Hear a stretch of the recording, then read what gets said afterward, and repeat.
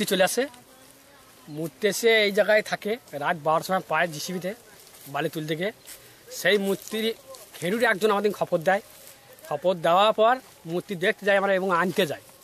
এবং আমাদের গ্রামবাসীকে ক্যাম্পের লোক বলে যে না, আমরা প্রশাসনকে ফোন করব, করে আমার মালিক ঘাট মালিক আসবে, দেশে যা মিছিল হবে সেই মিছিল ওরা না শুনে ফেরিওয়ালারা মূর্তিটা জোর করে নিয়ে চলে যায়। জোর করে নিয়ে। মূর্তিটা কাদের মূর্তি? কোথায় ছিল? মূর্তিটা আমাদের মূর্তি, কোথায় ছিল? বানতুল গ্রামের মূর্তি। কি নাম আপনার? আমার নাম ইন্দ্রনাথ মণ্ডল। হ্যাঁ বলুন।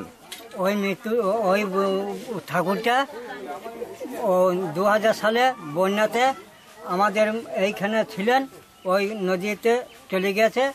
ওই মূর্তিটাই আমাদের, দুটোই আমাদেরই মূর্তি।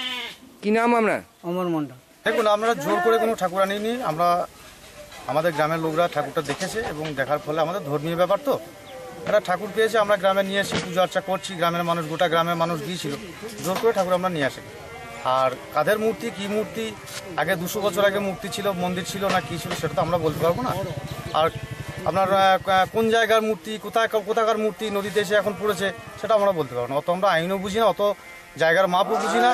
ঠাকুরের ব্যাপার, গ্রামের মানুষ গিয়েছে, ঠাকুর পেয়েছে, গ্রামের মানুষ নিয়ে এসে পুজো করেছে, এটুকুনি জোর করে নেই। পুলিশ কি বলছে? পুলিশ প্রশাসন আমাদের মঙ্গলকোটের বড়বাবু এসেছিলেন, উনি দেখে গেলেন। উনি বললেন ঠাকুরটা যখন নিয়ে এসছো তোমরা সযত্নে রেখো, এবং আমাদেরকে একটা মুচলেখা দিতে হয়েছে যাতে ঠাকুরের রক্ষণাবেক্ষণটা আমরা করতে পারি। আমরা থানাতে একটা মুচলেখা দিয়েছি যে না, আমরা ঠাকুরের রক্ষণাবেক্ষণের দায়িত্ব আমরা নিলাম। কি নাম আপনার? আমার নাম প্রসেনজিৎ ঘোষ। খেরো অজয় ঘাটের বালির ঘাটের ম্যানেজার মূর্তিটাকে আমাদের খেরোয়ার পাড়ে তুলে রেখে দিয়েছিল।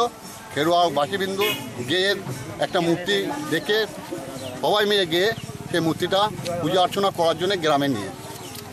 এখন কি করবেন? এখন আমরা পুজো অর্চনা করবো, মন্দির করব। কি নাম আপনার? প্রভাত ঘোষ।